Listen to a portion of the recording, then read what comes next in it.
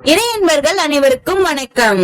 கார்த்திகை மாதம் தொடங்கியதுமே ஐயப்ப பக்தர்கள் மாலை அணிந்து கடுமையான விரதம் இருந்து சபரிமலை யாத்திரைக்கு புறப்படுவார்கள். அப்படி சபரிமலைக்கு செல்பவர்கள் முதலில் எரிமேலி சென்று பேட்டை துள்ளி ஆடிவிட்டு வாபர் சுவாமியை வணங்கிவிட்டு அழுதா நதியில் குளித்தும் கரிமலை ஏற்றம் இறக்கம் பம்பையில் நீராடிவிட்டு ஐயப்பனை தரிசிக்கிறார்கள். இதை பெரிய பாதை என்று சொல்லப்படுகிறது. இந்த பெரிய பாதையில் என்னென்ன சிறப்புகள் இருக்கு, பெரிய பாதை எங்கு தொடங்கி எங்கு முடிகிறது என்பதை பற்றியும், அதே போல சிறிய பாதை என்ற ஒரு வழியும் இருக்கு ஐயப்பனை தரிசிக்கிறதுக்கு. 18 படிகளுடைய சிறப்புகளை பற்றியும் இந்த வீடியோல நம்ம தெரிஞ்சுக்க போறோம். ஐயப்ப கோவிலை பற்றி தெரிஞ்சுக்கணும்னு நினைக்கிறவங்களும் கண்டிப்பா இந்த வீடியோவை முழுசா பாருங்க. இக்கோவில் இந்தியாவில் உள்ள கேரள மாநிலத்தில் பத்தனம்திட்டா மாவட்டத்தில் அமைந்துள்ளது. மேற்கு தொடர்ச்சி மலைத்தொடரில் பெரியார் புலிகள் சரணாலயத்தில் 18 மலைகள் சூழப்பட்ட இடத்தில் சபரிமலை ஐயப்பன் கோவில் அமைந்துள்ளது. இது உலகின் மிகப்பெரிய வருடாந்திர யாத்திரை தலங்களில் ஒன்றாகவும் இருக்கிறது. ஒவ்வொரு ஆண்டும் 10 முதல் 15 மில்லியன் மக்கள் வருகை தருவதாக குறிப்பிடப்படுகிறது. சப்த சிரஞ்சீவிகளில் ஒருவரான பரசுராமரால் உருவாக்கப்பட்டதே சபரிமலை ஐயப்பன் கோவிலாகும். அடர்ந்த மரங்களும் அற்புத மூலிகைகளும் துள்ளிச் செல்லும் ஓடைகளும் நழுவிச் செல்லும் நதிகளும் மிரளச் செய்யும் வன விலங்குகளும் தலைக்கு மேலே இரையெடுக்க விரையும் பறவைகளின் கானங்களும் என இயற்கையின் எழிலார்ந்த சூழலில்தான் சபரிமலை பாதை அமைந்திருக்கிறது.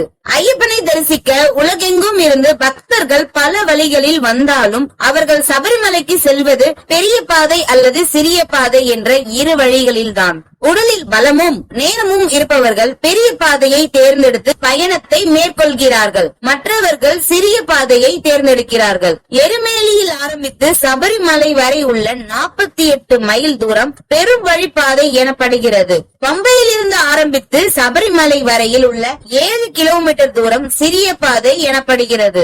பெரிய பாதை அடர்ந்த வனப்பகுதியாக அழகுற அமைந்த பாதையாகும். இதுவே ஐயப்பன் தன் யாத்திரைக்காக சென்ற வழி என்கிறார்கள். பெருவழி பாதையில் சென்றால்தான் ஐயப்ப யாத்திரையே பூர்த்தியாகும் என்பது மூத்த ஐயப்ப பக்தர்களால் கூறப்படுகிறது. எருமேலி அடைந்த பக்தர்கள் அங்கு தர்மசாஸ்திர ஆலயத்திற்கு முன்பு பேட்டை துள்ளி வணங்குவார்கள். அப்போது வாபர் சுவாமியையும் வணங்கிவிட்டு மலை மீது ஏறி செல்ல அனுமதி பெறுவார்கள். அங்கிருந்து தொடங்கும் சபரிமலை யாத்திரை பேரூர்தோடு, களைக்கட்டி, அழுதா நதி, அழுதாமலை, கல்லிடம்குன்றம், இஞ்சிப்பாறை கோட்டை, முக்குழி தவளம், கரிவலந்தோடு, கரிமலை ஏற்றம், கரிமலை இறக்கம், பெரியானை வட்டம், சிறியானை வட்டம் போன்றவற்றை கடந்து பம்பையின் அடிவாரத்தை சென்றடைவார்கள். அழுதா நதியில் நீராடி கல்லெடுப்பவர்கள் பின்னர் அழவைக்கும் அழுதாமலையில் செங்குத்தாக ஏறுவார்கள். அழுதா நதியில் எடுத்த கற்களை கல்லிடம் குன்றில் வீசி வணங்குவார்கள். இவற்றை கடந்தால் பம்பை நதி. இங்கு நீராடி பூஜைகள் செய்த பின்னரே யாத்திரையை தொடங்குவார்கள். பம்பை நதிக்கரையில் தொடங்கி ஐயப்பன் கோவில் வரை செல்லும் வழியே சிறுவழி பாதையாகும். பம்பையில் நீராடி பள்ளிக்கட்டை ஏந்தி தொடங்கும் இந்த சிறிய வழி பாதையில் ஆபத்துக்கள் அதிகம்தான். பெருவழி பாதையில் செல்வதுதான் சிறந்தது என்றாலும் பல மைல்கள் கடந்து செல்லும் அளவுக்கு தற்போது பலருக்கு நேரம் கிடைப்பதில்லை என்பதே உண்மை. முதியவர்களுக்கும் நோயாளிகளுக்கும் குழந்தைகள் போன்றவர்களுக்கு இந்த பாதையே எளிமையாக இருக்கிறது. கன்னிமூல கணபதியை வணங்கிவிட்டு தொடங்கும் இந்த பயணத்தில் முதலில் வருவது நீலிமலை ஏற்றம். கருங்கல் படிகள் அமைக்கப்பட்டிருந்தாலும் இந்த பயணம் மிகுந்த சிரமம் கொடுக்கக்கூடியதாக இருக்கிறதாம். இதனால் பக்தர்கள் இங்கு வந்ததும் தங்களது களைப்பை போக்கிக் கொள்ள சரண கோஷங்களை அதிகமாக எழுப்புவார்கள். நீலிமலை பாதையில் அப்பாச்சி மேடு, இப்பாச்சி குழி பகுதிகளை கடந்து வந்தால் சபரி பீடம். இங்குதான் ஐயப்பனை ஆதரித்த அன்னை சபரி வந்து வசித்தார். அவரது நினைவாகவே இங்கு பீடம் அமைக்கப்பட்டுள்ளது.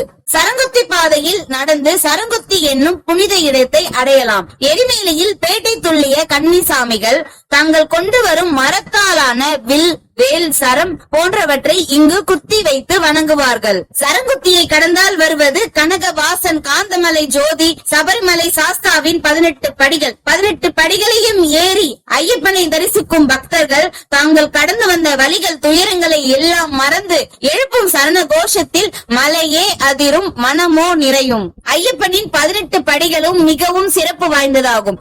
ஐயப்பன் கோவில் என்று நாம் சொல்லும் பொழுதே ஞாபகம் வருவது 18 படிகளே முதலில் ஆகும். ஐயப்ப பக்தர்கள் ஒரு மண்டலம் தவத்தை மேற்கொண்டு இடும்புடியுடன் வருபவர்களே சபரிமலை ஐயப்பன் கோவிலில் உள்ள 18 படிகள் ஏறி கருவறையில் சென்று ஐயப்ப சுவாமியை பார்க்க முடியும். 18 படிகளும் ஐயப்பனின் திருநாமத்துடன் அழைக்கப்படுகிறது. அதில் 1ஆம் படி குளத்தூர் பாலகன் என்றும், 2ஆம் படி ஆரியங்காவு ஆனந்த ரூபன் என்றும், 3ஆம் படி எரிமேலி ஏழை பங்காளன் என்றும், 4ஆம் படி ஐந்தமலை தேவன் என்றும், 5ஆம் படி ஐங்கரனின் சோதரன் என்றும், 6ஆம் படி கலியுக வரதன் என்றும், 7ஆம் படி கருணாகர தேவன் என்றும், 8ஆம் படி சத்திய பரிபாலகன் என்றும், 9ஆம் படி சர்க்குணசீலன் என்றும், 10ஆம் படி சபரிமலை வாசன் என்றும், 11ஆம் படி வீரமணி கண்டன் என்றும், 12ஆம் படி விண்ணக தேவன் என்றும், 13ஆம் படி மோகினி பாலகன் என்றும், 14ஆம் படி சாந்த சொரூபன் என்றும், 15ஆம் படி சர்க்குணநாதன் என்றும், 16ஆம் படி நற்குண கொழுந்தன் என்றும், 17ஆம் படி உள்ளம் தமர்வேன் என்றும், 18ஆம் படி ஸ்ரீ ஐயப்பன் என்று ஐயப்பனின் திருநாமங்களால் 18 படிகளும் அழைக்கப்படுகிறது. 18 படிகளுக்கும் தத்துவங்களும் இருக்கின்றன. முதல் 5 படிகள் மெய், வாய், கண், மூக்கு, செவி ஆகிய ஐம்புலன்களையும், 6 முதல் 13 படிகள் வரை அஷ்டம சித்திகளையும், 14, 15, 16 3 வித குணங்களையும், 17ஆவது படி ஞானத்தையும், 18ஆவது படி அஞ்ஞானத்தையும் குறிக்கின்ற வகையில் அமைந்துள்ளதாக ஐதீகம். 18 படிகளும் ஐயனின் திருநாமத்தால் சொல்லப்படுவது மட்டும் அன்றி 18 படிகளும் தெய்வாம்சம் நிறைந்ததாகவும் ஒவ்வொரு படியிலும் ஒவ்வொரு கடவுள் குடியிருப்பதாகவும் குறிப்பிடப்படுகிறது.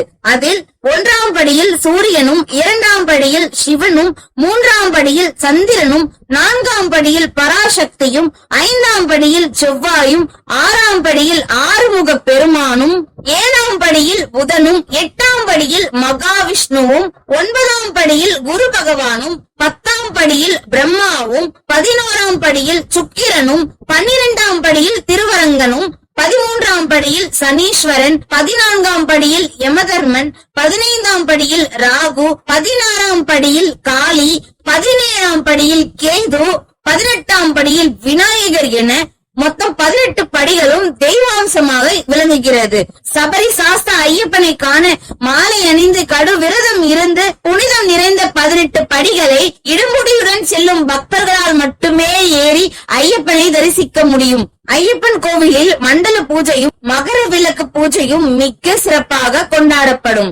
இந்த வீடியோ பதிவு உங்களுக்கு பயனுள்ளதா இருந்ததுன்னா கண்டிப்பா இந்த வீடியோவுக்கு ஒரு லைக் பண்ணுங்க. இந்த மாதிரி வீடியோக்களை தொடர்ந்து பார்ப்பதற்கு கந்தனருள் யூடியூப் சேனலை சப்ஸ்கிரைப் பண்ணிக்கோங்க. உங்களுக்கும் ஐயப்பன் கோயிலுக்கு சென்ற அனுபவங்கள் இருந்தா கண்டிப்பா கமெண்ட்ஸ் மூலமா எனக்கு சொல்லுங்க. இந்த வீடியோ முழுசா பார்த்ததுக்கு நன்றி.